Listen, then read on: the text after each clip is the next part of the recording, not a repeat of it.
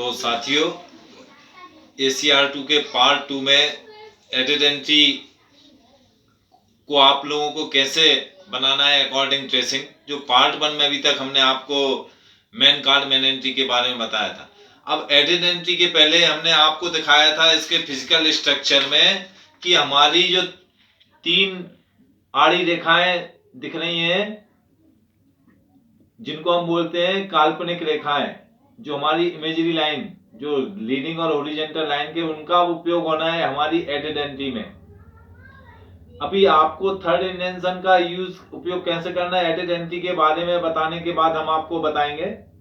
तो जब यहां तक सारी मेन एंट्री ट्रेसिंग बना ली थी, अब आपकी बात आती है एडेड एंट्री सब्जेक्ट।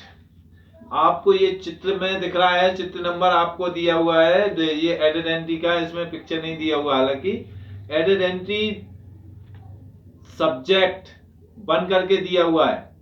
तो देखिए साहब, आपको सेकेंड इंडेंशन और इमेजरी लाइन, लीडिंग लाइन के ऊपर, सबसे ऊपर जो आपको फिजिकल फॉर्म में फर्स्ट इमेजरी लाइन दिखाई थी, वहां से आपको सेकेंड इंडेंशन से दिख रहा है सब्जेक्ट हेडिंग।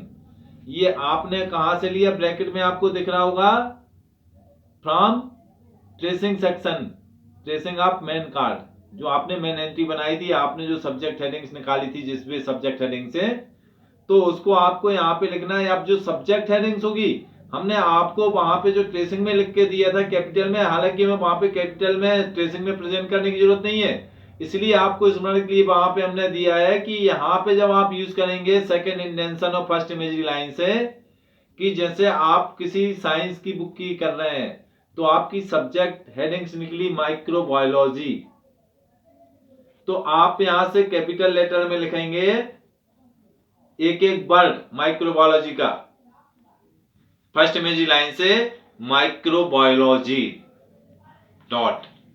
इसके बाद आपका जो मेन एंट्री का जो कॉल नंबर वाला सेक्शन था, लीडिंग सेक्शन में, आपका class number, book number as it is रहेगा।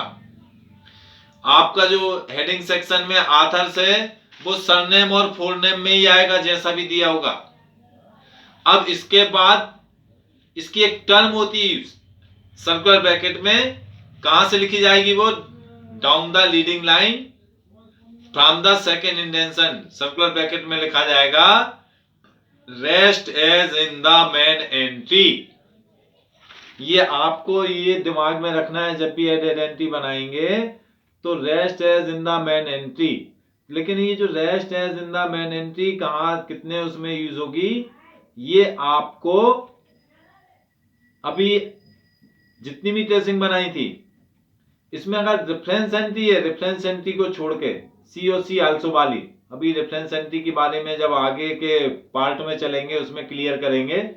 तो आपकी एडेड एंट्री जो आपने ट्रेसिंग बनाई थी, सब्जेक्ट बन गई, दूसरी सब्जेक्ट हेडिंग की आपकी बन गई है एडेड एंट्री 2 सब्जेक्ट की, आपने वही दिया। जैसे मान लो अब माइक्रोबायोलॉजी के साथ साथ आपका निकल आया एनवायरमेंटल बायोलॉजी या मॉलिक्यूलर बायोलॉजी, तो यहाँ पे आप वही लिखेंगे first imagery line second indentation से कैपिटल लेटर में।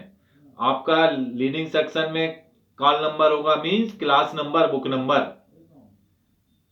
हेडिंग सेक्शन में आथर स्टेटमेंट वही आएगा, surname comma full name, birth date जो भी दी होगी एज इट इज आ जाएगा। सर्कुलर ब्रैकेट में rest as in the main entry. अब इसके बाद आपके बाद आ गया added entry joint author. Joint author means first author की तो आपने मेन एंट्री में स्थान दिया था, यहां पे बनेगी सेकेंड आथर की। सेकेंड आथर का सरनेम कामा फुल नेम कहां से आएगा, first imagery line from the second indention. तो सरनेम कामा फुल नेम लिखा जाएगा फर्स्ट इमेजरी लाइन पे और सेकेंड इंडेंशन से, लीडिंग लाइन के ऊपर। क्लास नंबर, बुक नंबर आपका लीडिंग सेक्शन में ही होगा। आपका जो हेडिंग सेक्शन में आथर स्टेटमेंट है, फर्स्ट आथर जो मेन एंट्री में था वही होगा। फिर लिखा जाएगा rest as in the main entry. अगर थर्ड आथर भी दिया हुआ है तो भाई first imagery line second indentation से तीसरे लेखक की जानकारी को प्रविष्ट किया जाएगा, सरनेम कामा फुल नेम उसके बाद लीडिंग सेक्शन में call number, class number, book number आएगा। हेडिंग सेक्शन में जो मेन कार्ड में मेन एंट्री में आपने फर्स्ट ऑथर का स्टेटमेंट दिया हुआ था, सरनेम फुल नेम के रूप में आएगा। Rest as in the main entry.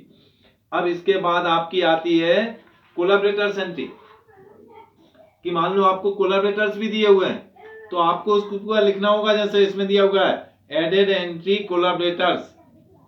मान लो अगर एडिटर है तो ब्रैकेट में हम एडिटर कर देंगे, अगर ट्रांसलेटर है ट्रांसलेटर कर देंगे। जो एडेड एंट्री का अगला सीरियल नंबर आएगा, जैसे अभी फॉर एग्जांपल यहाँ पे एडेड एंट्री 5 दिया हुआ है। अब एडेड एंट्री का जो कोलैबोरेटर्स है उसका भी यहाँ पे सरनेम कामा फुल नेम कहां से देंगे हम, first imagery line from the second इंडेंशन।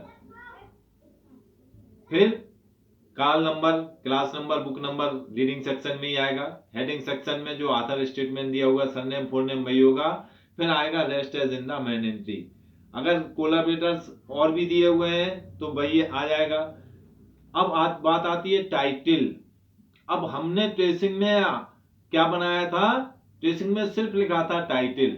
अब ये टाइटल का नाम कहां से लेंगे, देखिए इसमें आपको स्मरण के लिए दिया है कि from title in imprint section of main entry card, जो आपने सेकेंड इंडेंशन में टाइटल लिखा हुआ था तो वो अब यहाँ पे फर्स्ट इमेजरी लाइन से यहाँ पे टाइटल का नाम लिखा जाएगा, कि जैसे text book of, for example text book of microbiology.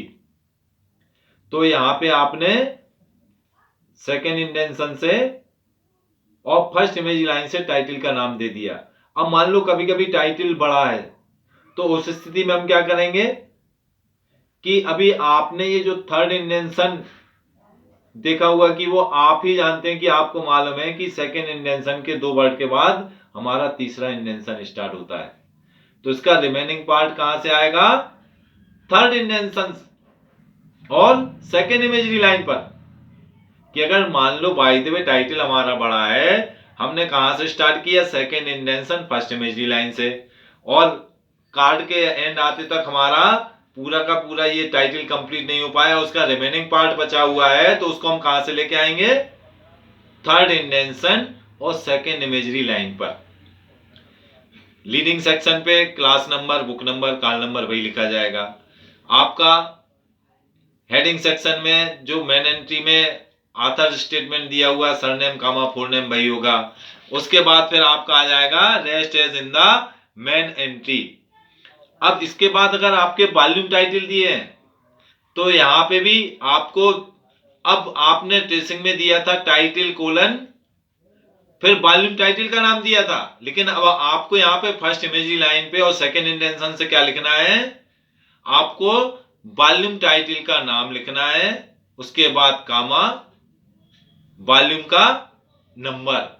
Volume का नंबर लिखने से पहले हमारी वॉल्यूम की टर्म यूज क्या होगी, स्मॉल वी डॉट या स्मॉल VOL डॉट। अगर इसका भी रिमेनिंग पार्ट टाइटल बड़ा है बचता है तो कहां से आएगा, फ्रॉम द थर्ड इंडेंशन और सेकेंड इमेजरी लाइन से। तो ये वॉल्यूम टाइटल के लिए हो गई साहब। वॉल्यूम टाइटल के बाद अब बात आती है यहाँ पे, वॉल्यूम टाइटल जो भी होंगे उनकी एडेड एंट्री बनती जाएंगी। अब ये जो दिया हुआ है इसमें सीरीज, आपने ट्रेसिंग में क्या इंडिकेट किया था, सीरीज को सिर्फ सीरीज लिखा था, सीरीज का नाम नहीं लिखा था। तो यहां भी जब हम बनाएंगे फर्स्ट इमेजरी लाइन से सेकेंड इंडेंशन से तो सीरीज का नाम लिखेंगे। सीरीज का एडिटर भी होता है तो /y करके सीरीज का एडिटर दे देंगे।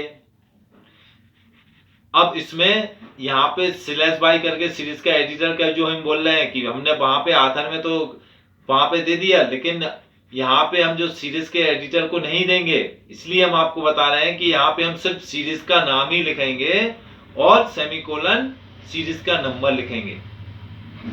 यहां से आपका, आपने वहां पे फिजिकल डिस्क्रिप्शन में कहां पर बनाई थी, सर्कुलर ब्रैकेट में, यहां से आपको सीरीज का नाम लिखने के लिए आपका सर्कुलर ब्रैकेट हट जाएगा, सीधा सीधा सीरीज का नाम लिखा जाएगा, सेमीकोलन नंबर और जो सीरीज का नंबर होगा वो हो जाएगा।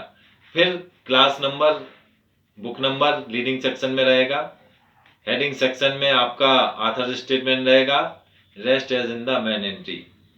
अब कभी कभी जैसे भी हम आपसे बात कर रहे थे सी और सी आल्सो, कि देखिए इसे भी देखिए, ये जो हम रेफरेंस एंट्री की बात करते हैं जब आएगी, तो इसमें रेफरेंस एंट्री हमारी सीरीज एडिटर की बनती है। देखिए यहाँ पे सीरीज एडिटर को हमने कहीं शो नहीं किया, लेकिन हमें जो टाइटल पेज में दिया था, तो यहाँ पे हम क्या करते हैं कि जब एंट्री बताएंगे आगे प्रैक्टिकल उसमें टाइटल के साथ जब चलेंगे, तो अभी फॉर एग्जांपल आपको हम बता देते हैं कि हमारा ये जो कैटलॉग कार्ड है 5x3 इंच यहाँ पे दिख रहा है, तो यहाँ पे ये यहाँ से नहीं आएगी। अब यहाँ पे हम दे देंगे फर्स्ट इंडेंशन और लीडिंग लाइन से सीरीज के एडिटर को, और सी करेंगे कहां पर, सेकेंड इंडेंशन के, बल्कि थर्ड इंडेंशन पे सी लिखेंगे, और सेकेंड उसके सी के नीचे फिर करेंगे सीरीज का नाम, क्योंकि सारा का सारा जो हम अभी तक जो ACR2 में एक टर्म यूज करने को बोलता है एडेड एंट्री के लिए कि rest as in the main entry, कि मतलब इसकी सारी डिटेल्स आप कहां पे देखिए, मेन एंट्री में। कि आप कहीं भी कैटलॉग अल्फाबेटिकली जब सर्च करेंगे, अरेंज कर देते हैं, तो उसमें आप उस चीज की सारी डिटेल्स आपको मिल जाएगी। अभी तक तो ये बात हो गई एडेड एंट्री की। अभी अब आपसे बात कर रहे थे कि अभी हमने ऑथरशिप की बात करी थी, कि आपके साथ single author, joint author, multi volume, corporate authorship में जैसे शासन, संस्था, सम्मेलन। एक हमने आपसे चर्चा की थी कि कोलैबोरेटर्स हेडिंग। तो ACR2 में जो कोलैबोरेटर्स हेडिंग होती है, मतलब जिनके लेखक नहीं होते हैं, जिनके सहकारक होते हैं, कि जैसे मान लो कोई बुक्स का एडिटर है, तो ये जो एंट्री है, जो मेन एंट्री है, तो उसकी जो मुख्य प्रविष्टि किससे बनेगी, टाइटल से। ठीक है ना, जब टाइटल से बनेगी, तो जब हम उसको टाइटल से बनाते हैं, तो हमारा ये जो हेडिंग सेक्शन है ना, हेडिंग सेक्शन में हमारा फर्स्ट इंडेंशन से स्टार्ट होगा, कि यहाँ पे सरनेम फोरनेम वाली बात नहीं आ गई कि टाइटल इम्प्रिंट सेक्शन।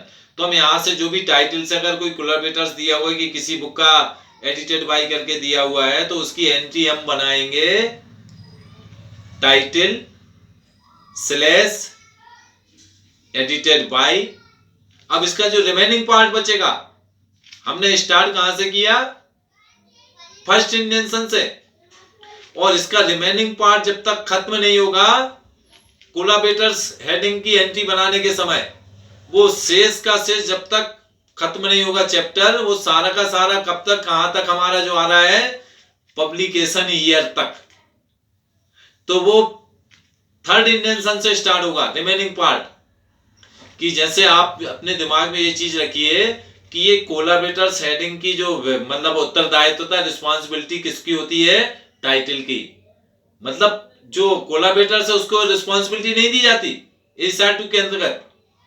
इसके मामले में रूल्स अभी हम आपको एक एक करके अभी नहीं इसलिए बता रहे हैं कि एक सिंपल सा ये स्ट्रक्चर बता रहे हैं कि आप अपने दिमाग में ये 8 स्टेप रखिए कि आपको ACR2 के अंतर्गत एंट्रीज करना है। सारी की सारी जानकारी आपको एक टाइटल पेज में दी हुई होगी, तो वो सारी जानकारी आपको 8 जो स्टेप्स बताए हैं, leading section, heading section, title input section, physical description, note section, ISBN section, accession section और ट्रेसिंग, तो ये आपको ले जाने के लिए एक सिंपल सा तरीका बताया, सिर्फ किसको छोड़ के, सीरियल पब्लिकेशन को छोड़ के। क्योंकि सीरियल पब्लिकेशन में एक संक्षिप्त में बताते हैं, जब उसमें चलेंगे वहां तक पहुंचेंगे, तो उसके हमारे 6 स्टेप होते हैं ACR2 के अंतर्गत। सीरियल पब्लिकेशन की एंट्री बनाते समय उसके हमारे 6 स्टेप होते हैं, तो वो उसमें आगे चर्चा करेंगे। लेकिन यहाँ पे भी हमने आपको बता दिया कि अगर आपके साथ ये जो बहुत से ऑथरशिप के बारे में बताया, सिंगल, ज्वाइंट है, मल्टी वॉल्यूम, कोलैबोरेटरशिप, कारपोरेट ऑथरशिप, तो कोलैबोरेटरशिप है, तो उसका जो हमारा रिस्पॉन्सिबिलिटी किससे होती है, टाइटल से। तो साथियों, ये हमने बहुत ही सिंपल और सरल भाषा में आप लोगों को ACR2 को शुरुआत करने का हमारा जहां तक का एक प्राप्त किया हुआ ज्ञान है, तो वो हमने आज एक नया आपको एक प्रस्तुति की है, और ये लगता है कि हमारी की जा रही प्रस्तुति आप लोगों को बराबर समझ में आ रही होंगी और उससे आप लोग लाभ प्राप्त कर रहे हैं। तो आप लोगों से बस हमारा वही एक सुझाव है और सहयोग अपेक्षित है कि आप ज़्यादा से ज़्यादा इसको यूज़ करिए, सब्सक्राइब करिए और एक दूसरे से शेयर करिए। और लाइब्रेरी साइंस का मेरे पास जितना भी सब्जेक्टिव नॉलेज है, मैं आप लोगों को समय समय के अनुसार जैसे ही समय मिलता है तो हम पुनः आपके समक्ष प्रस्तुत करते हैं। तो अभी कुछ भी प्रस्तुत नहीं किया, आप लोगों को बहुत ही कम किया है। तो बस आप लोगों से यही सहयोग है कि आप ज़्यादा से ज़्यादा अपने कमेंट्स दीजिए और एक दूसरे से लाभ वास्तविक में अगर मिल रहा है तो इसको शेयर करिए, क्योंकि मुझे खुशी होगी कि मैंने अपने गुरु से जो ज्ञान प्राप्त किया है आप लोगों को एक प्रस्तुत करने का प्रयास कर रहा हूँ और समझ में आ रहा है। तो उसको हमें और मोटिवेशन तब होगा कि जब आप लोग ज़्यादा से ज़्यादा कमेंट करेंगे, रिस्पांस देंगे, उसको शेयर करेंगे, सब्सक्राइब करेंगे। तो इसी के साथ मैं अगला जो भी वीडियो लेके आऊँगा जल्दी प्रस्तुत होऊंगा। आप सभी के लिए धन्यवाद।